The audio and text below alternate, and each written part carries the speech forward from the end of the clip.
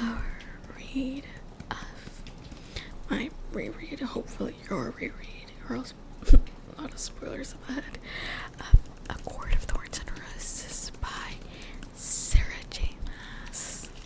By the way, I have to get to talk. We have to do Throne Up class. Oh, that's such a good. Oh my god, and we're gonna do a tandem read together. Oh, that's perfect. I'm so excited. Okay, we won't do it simultaneously, so we get to really enjoy the ride, and we'll do Assassin's Blade first. So something to look forward to. Okay, without further ado, this is chapter 3 of A Court of Thorns and Roses. The trampled snow coating the road into our village was speckled with brown and black from passing carts and horses. Aline and Nesta clicked their tongues and grimaced as we made our way along it, dodging the particularly disgusting parts. I knew why they'd come. They'd taken one look at the hats I'd folded into my satchel and grabbed their cloaks.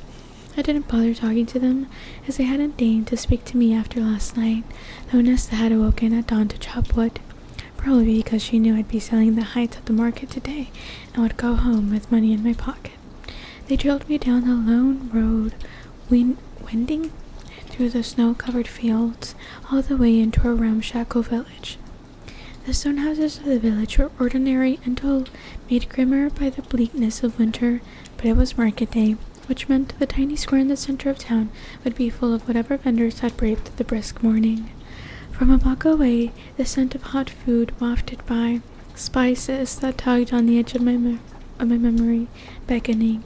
Elaine let out a low moan.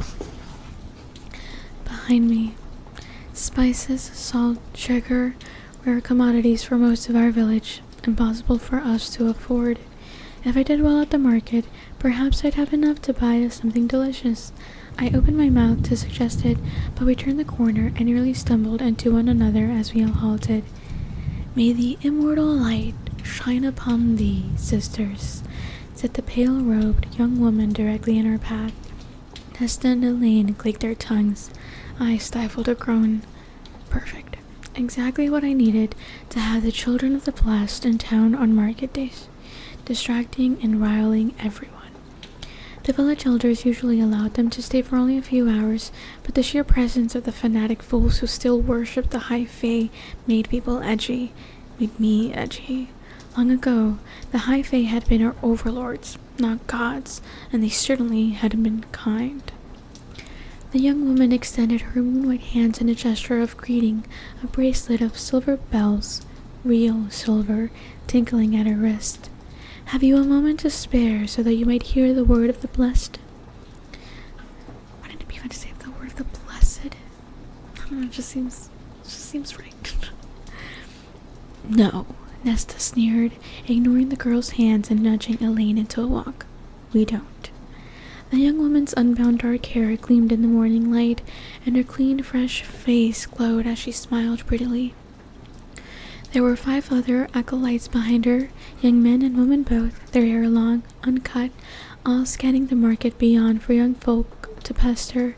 It would take but a minute, the woman said, stepping into Nesta's path. It was impressive, truly impressive, to see Nesta go ramrod straight, to square her shoulders and look down her nose at the young acolyte, a queen without a throne. Go spew your fanatic nonsense to some ninny. You'll find no converts here. The girl shrank back, a shadow flickering in her brown eyes. I reined in my wounds. Perhaps not the best way to deal with them, since they could become a true nuisance if agitated. Nesta lifted a hand, pushing down the sleeve of her coat to show the iron bracelet there, the same one Elaine wore. They'd bought matching adornments years ago. The acolyte gasped, eyes wide. You see this? Nesta hissed, taking a step forward. The acolyte retreated a step. This is what you should be wearing, not some silver bells to attract those fairy monsters. How dare you wear that vile affront to our immortal friends? Go preach in another town. Nesta spat. Two plump and pretty farmers' wives strolled past on their way to the market, arm in arm. As they neared the acolytes, their faces twisted with identical expressions of disgust. "Fairy-loving whore," one of them hurled at the young woman. I couldn't disagree. The acolytes kept silent. The other villager, wealthy enough to have a full necklace of braided iron around her throat, narrowed her eyes, her upper lip curling back from her teeth.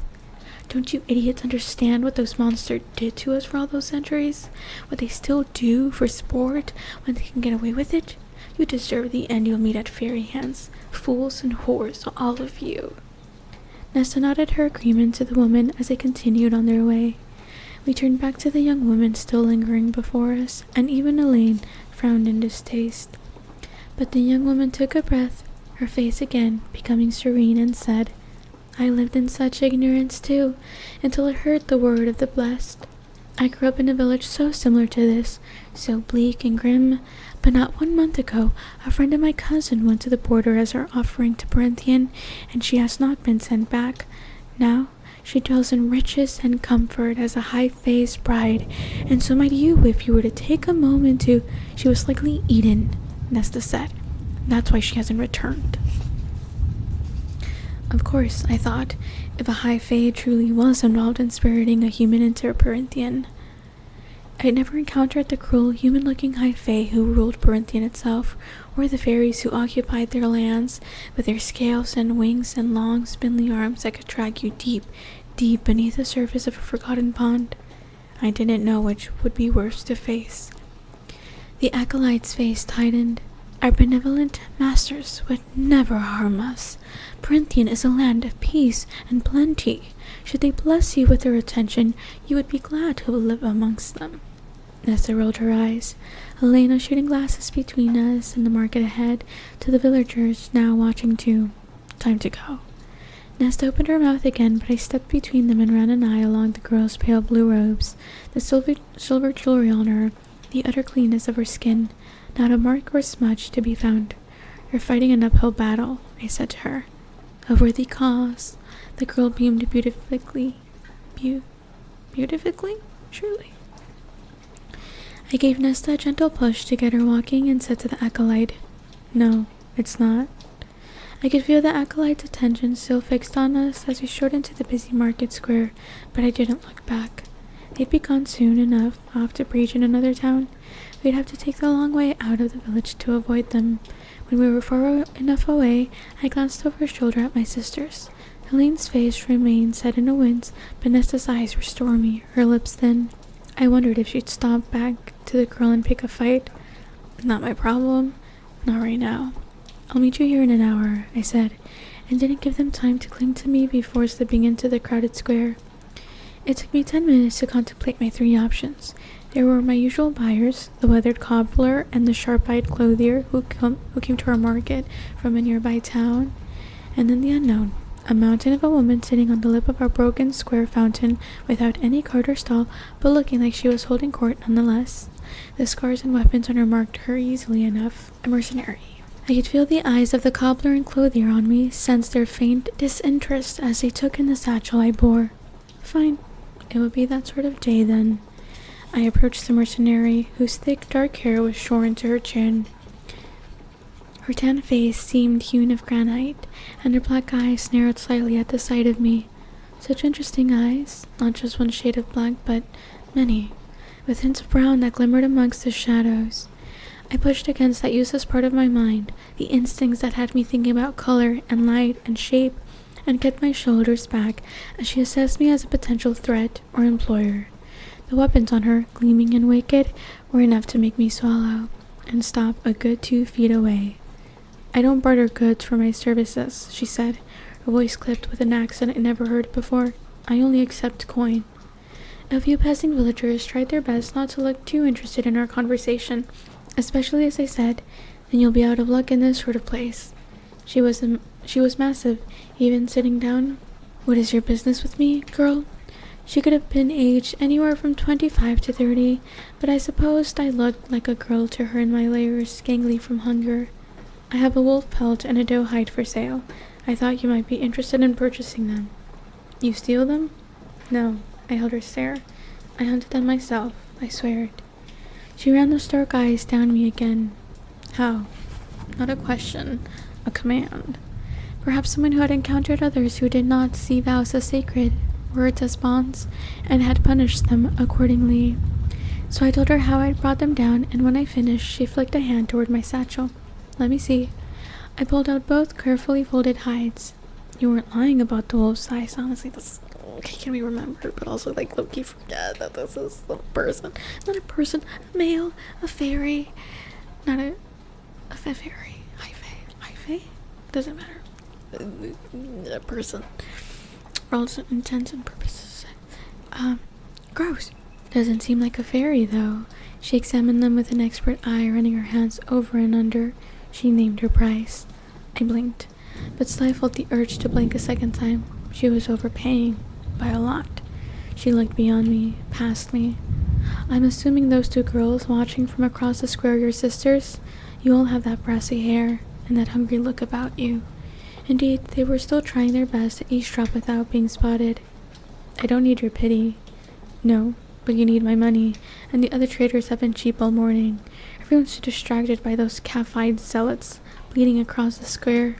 She jerked her chin toward the children of the blessed, still ringing their silver bells and jumping into the path of anyone who tried to walk by. I feel like that's how you heard it in the audiobooks. Maybe. Does anyone know? Comment, please. The mercenary was smiling faintly when I turned back to her. Up to you, girl. Why? She shrugged. Someone once did the same for me and mine, at a time when we needed it most. Figure it's time to repay what's due. I watched her again, weighing. My father has some wood carvings that I could give you as well, to make it more fair. I travel light and have no need for them. These, however, she patted the pelts in her hands, save me the trouble of killing them myself. I nodded, my cheeks heating as she reached for the coin purse inside her heavy coat. It was full and weighed down with at least silver, possibly gold, if the clinking was any indication. Mercenaries tended to be well paid in our territory. Our territory was too small and poor to maintain a standing army to monitor the wall with Perinthian, and we villagers could rely only on the strength of the treaty forged 500 years ago. But the upper class could afford hired sorts, like this woman, to guard their lands bordering the immortal realm. It was an illusion of comfort, just as the markings on our threshold were. We all knew deep down that there was nothing to be done against the fairies. We'd all been told it, regardless of class or rank. From the moment we were born, the warnings sung to us while we rocked in cradles, the rhymes chanted in schoolyards. One of the high fae could turn your bones to dust from 100 yards away. Not that my sisters or I had ever seen it, but we still tried to believe that something, anything, might work against them if we were to ever encounter them. There were 2 stalls in the market catering to those fears, offering up charms and baubles and incantations and bits of iron. I couldn't afford them, and if they did indeed work, they would buy us only a few minutes to prepare ourselves. Running was futile, so was fighting. But Nesta and Elaine still wore their iron bracelets whenever they left the college. Even Isaac had an iron cuff around one wrist, always tucked under his sleeve. He'd once offered to buy me one, but I'd refused. It had felt too personal, too much like payment, too permanent, a reminder of whatever we were and weren't to each other. The mercenary transferred the coins to my waiting palm, and I tucked them into my pocket, their weight as heavy as a millstone. There was no possible chance that my sisters hadn't spotted the money, no chance they weren't already wondering how they might persuade me to give them some. Thank you, I said to the mercenary, trying and failing to keep the bite from my voice as I felt my sisters sweep closer, like vultures circling a carcass. The mercenary stroked the wolf pelt. A word of advice from one hunter to another. I lifted my brows. Don't go far into the woods. I wouldn't even get close to where you were yesterday. A wolf this size would be the least of your problems. More and more, I've been hearing stories about those things slipping through the wall. A chill spider walked down my spine. Are they going to attack? If it were true, I'd find a way to get my family off our miserable, damp territory and head south, and far from the invisible wall that bisected our world before they could cross it. Once, long ago and for a millennia before that, we had been slaves to high fae overlords. Once, we had built them glorious, sprawling civilizations from our blood and sweat, built them temples to their feral gods. Once, we had rebelled across every land and territory. The war had been so bloody, so destructive, that it took 6 mortal queens crafting the treaty for the slaughter to cease on both sides and for the wall to be constructed. The north of our world conceded to the high fae and fairies, who took their magic with them, the south to we cowering mortals, forever forced to scratch out a living from the earth. No one knows what the fae are planning, the mercenary said, her face like stone. We don't know if the High Lord's leash on their beast is slipping, or if these are targeted attacks. I guarded for an old noble man who claimed it had been getting worse these past 50 years. He got in a boat south 2 weeks ago and told me I should leave if I was smart. Before he sailed off, he admitted that he'd had word from one of his friends that in the dead of the night, a pack of Martax crossed the wall and tore half his village apart. Martax? I breathed. I knew there were different types of fairies, that they varied as much as any other species of animal, but I knew only a few by name. The mercenary's night dark eyes flickered. Body big as a bear's, head something like a lion's, and 3 rows of teeth sharper than a shark's. You think they know what sharks look like? That's so interesting because there must be so far from the water, right? Right? Oh, I can literally see the map. It's too much work. But that's so interesting. And meaner than all 3 put together. They left the villagers in literal ribbons, the nobleman said. My stomach turned. Behind us, my sisters seemed so fragile, their pale skin so infinitely delicate and shreddable. I get something like the Martags, we'd never stand a chance. Those children of the blessed were fools, fanatic fools. So we don't know what all these attacks mean, the mercenary went on, other than more hires for me, and you keeping well away from the wall, especially if the high fae start turning up, or worse, one of the high lords. They would make the Martags seem like dogs. Bring them on, sorry. Not appropriate for this conversation. I studied her scarred hands, chapped from the cold. Have you ever faced another type of fairy? Her eyes shuddered. You don't want to know, girl. Not unless you want to be hurling up your breakfast. I was indeed feeling ill and jumpy. Was it deadlier than the Martax? I dared ask. The woman pulled back the sleeve of her heavy jacket, revealing a tan, muscled forearm flecked with gruesome, twisted scars, the arc of them so similar to... They're not the brute force or size of a Martax, she said, but its bite was full of poison. 2 months. That's how long I was down. 4 months until I had the strength to walk again. She pulled up the leg of her trousers. Beautiful, I thought, even as the horror of it writhed in my gut. Against her tan skin, the veins were black, solid black, spider-webbed and creeping like frost. Healers said there was nothing to be done for it, that I'm lucky to be walking with the poison still in my legs. Maybe it'll kill me one day, maybe it'll cripple me, but at least I'll go, knowing I killed it first. The blood in my own veins seemed to chill as she lowered the cuff of her pants. If anyone in the square had seen, no one dared speak about it, or to come closer, and I'd had enough for one day. So I took a step back, setting myself against what she told me and showed me. Thanks for the warnings, I said. Her attention flicked behind me, and she gave a faintly amused smile. Good luck. Then a slender hand clamped onto my forearm, dragging me away. I knew it was Nesta before I even looked at her.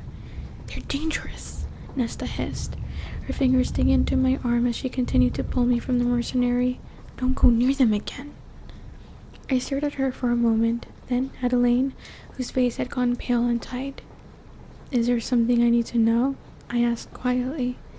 I couldn't remember the last time Nesta had tried to warn me about anything. Elaine was the only one she bothered to really look after. They're brutes and will take any copper they can get, even if it's by force. I glanced at the mercenary, who was still examining her new pelts. She robbed you? Not her, Elaine murmured. Some other one who passed through. We had only a few coins, and he got mad, but... Why didn't you report him or tell me? What could you have done? Nesta sneered. challenged him to a fight with your bow and arrows? And who in this sewer of a town would even care if we reported anything? What about your Thomas Mandray? I said coolly. Nesta's eyes flashed, but a movement behind me caught her eye, and she gave me what I suppose was her attempt at a sweet smile. Probably, as she remembered the money I now carried. Your friend is waiting for you. I turned.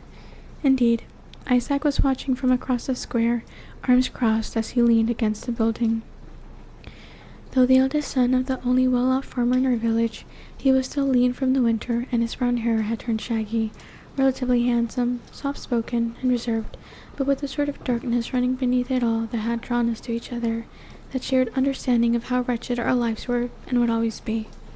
We'd vaguely known each other for years, since my family had moved to the village, but I had never thought much about him until we'd wound up walking down the main road together one afternoon. We'd only talked about the eggs he was bringing to market, and I'd admired the variation in colors within the basket he bore.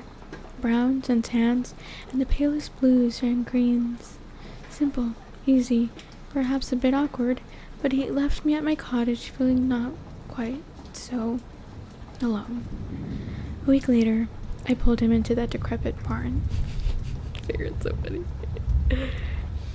He'd been my first and only lover in the 2 years since. Sometimes we'd meet every night for a week, others we'd go a month without setting eyes on each other, but every time was the same.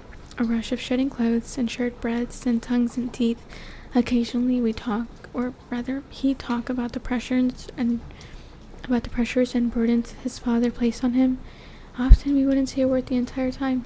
I couldn't say our lovemaking was particularly skilled, but it was still a release, a reprieve, a bit of selfishness. There was no love between us. It never had been. At least what I assumed people meant when they talked about love. Yet part of me... Hold up. Hello? Okay, yeah. See? We don't know what love is yet. Yet part of me had sunk when he had said he would soon be married. I wasn't yet desperate enough to ask him to see me after he was wed. Good.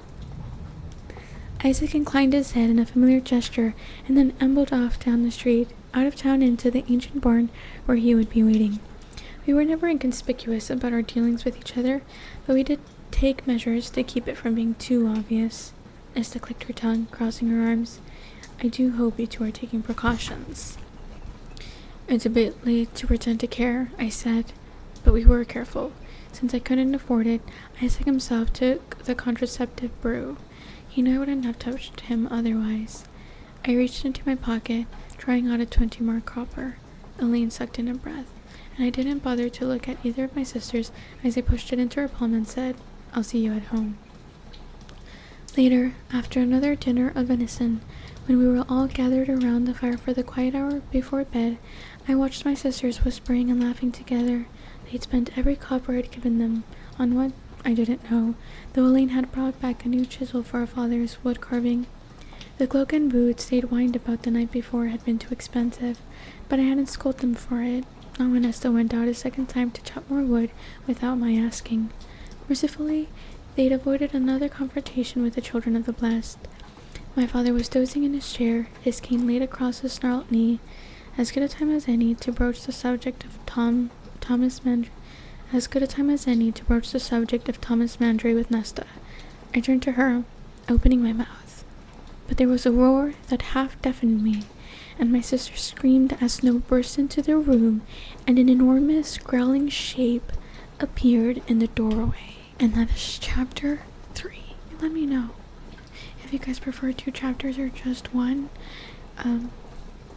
Because I personally feel like anything over 35 is really kind of necessary.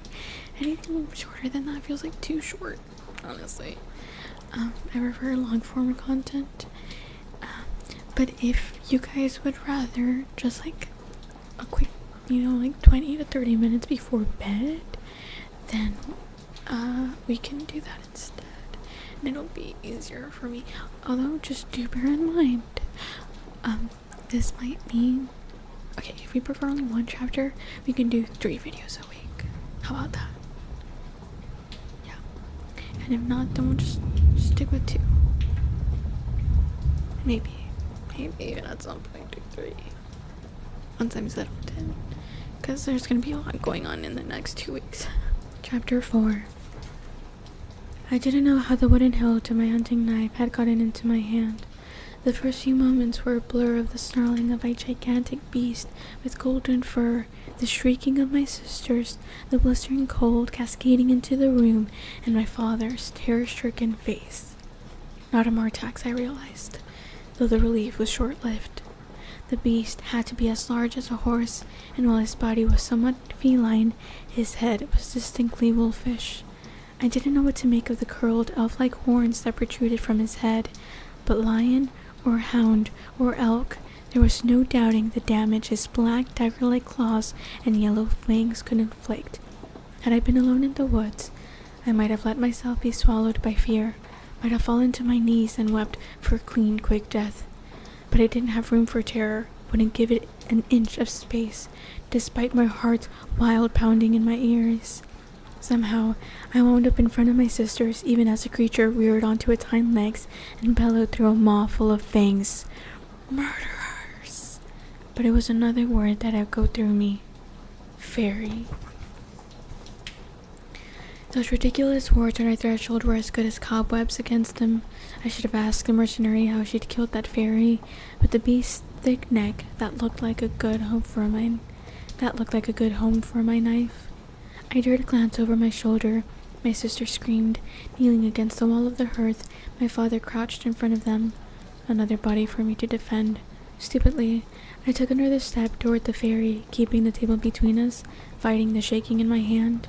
My bow and quiver were across the room, past the beast. I'd have to get around him to reach the ash arrow, and buy myself enough time to fire it. Murderers! The beast roared again. Hackles rised. But please, my father babbled from behind me, failing to find it in himself to come to my side. Whatever we have done, we did so unknowingly, and we didn't kill anyone, Nesta added, choking on her sobs, arm lifted over her head, as if that tiny iron bracelet would do anything against the creature. I snatched another dinner knife off the table, the best I could do unless I found a way to get to the quiver. Get out! I snapped at the creature, brandishing the knives before me. No iron inside that I could use as a weapon, unless I chucked my sister's bracelets at him. Get out and be gone! With my trembling hands, I could barely keep my grip on the hilts. A nail. I'd take a damned iron nail if it were available. He bellowed at me in response, and the entire cottage shook, the plates and cups rattling against one another, but it left his massive neck exposed. I hurled my hunting knife. Fast. So fast I could barely see it. He slashed out with the paw, sending it skittering away as he snapped from my face with his teeth. I leaped back, almost stumbling over my cowering father. The fairy could have killed me. Could have. Yet the lunge had been a warning. Nesta and Elaine, weeping, prayed to whatever long-forgotten gods might still be sulking about. Who killed him? The creature stalked toward us. He set a paw on the table, and it groaned beneath him. His claws thudded as they embedded in the wood one by one. I dared another step forward as the beast stretched his snout over the table to sniff at us. His eyes were green and flecked with amber. Not animal eyes, not with their shape and coloring. My voice was surprisingly even as I challenged. Killed who? He growled, low and vicious. The wolf, he said, and my heart stumbled a beat. The roar was gone, but the wrath lingered, perhaps even traced with sorrow. Elaine's wail reached a high-pitched shriek. I kept my chin up. A wolf? A large wolf with a grey coat. He snarled in response. Would he know if I lied? Fairies couldn't lie. All mortals knew that. But could they smell the lies on human tongues? We had no chance of escaping this through fighting, but there might be other ways. If it was mistakenly killed, I said to the beast as calmly as I could, what payment could we offer in exchange? This was all a nightmare, and I'd awaken in a moment beside the fire, exhausted from my day at the market and my afternoon with Isaac. The beast let out a bark that could have been a better laugh. He pushed off the table to pace in a small circle before the shattered door. The cold was so intense that I shivered. The payment you must offer is the one demanded by the treaty between our realms.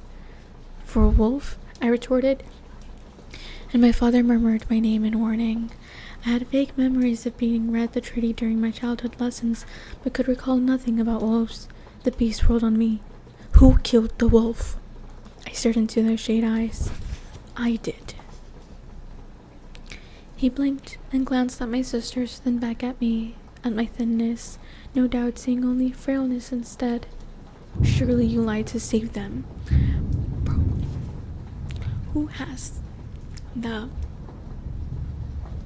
ovarios to stand up to you right now? Does it look like they have the guts to kill a wolf? A big wolf. A big scary wolf in the middle of big scary forest. No. Believe her. You, me. We didn't kill anything, Elaine wept. Please, please spare us. Nesta hushed her sharply through her own sobbing, but pushed Elaine further behind her. My chest caved in at the sight of it. My father climbed to his feet, grunting at the pain in his leg as he bubbled, but before he could limp toward me, I repeated, I killed it. The beast, who had been sniffing at my sisters, studied me. I squared my shoulders. I sold it tight at the market today. If I had known it was a fairy, I wouldn't have touched it. Liar, he snarled. You knew. You would have been more tempted to slaughter it had you known it was one of my kind. True. Can you blame me? Did it attack you? Were you provoked? I opened my mouth to say yes, but no, I said, letting out a snarl of my own. But considering all that your kind has done to us, considering what your kind still likes to do to us, even if I had known beyond a doubt, it was deserved. Better to... Bro, she doubled out. That's crazy, Farah. Better to die with my chin held high than groveling like a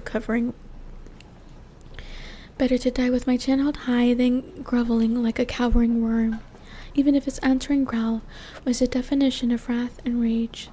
The firelight shone upon his exposed fangs, and I wondered how they'd feel on my throat, and how loudly my sisters would scream before they too died. But I knew, with a sudden, uncoiling clarity, that Nesta would buy Elaine time to run. Not my father, whom she resented with her entire seething heart, not me, because Nesta had always known and hated that she and I were two sides of the same coin, and that I could fight my own battles. But Elaine, the flower grower, the gentle heart, Nesta would go down swinging for her. It was that flash of understanding that had me angling my remaining knife at the beast. What is the payment the treaty requires? His eyes didn't leave my face as he said, a life for a life. Any unprovoked attacks on fairy kind by humans are to be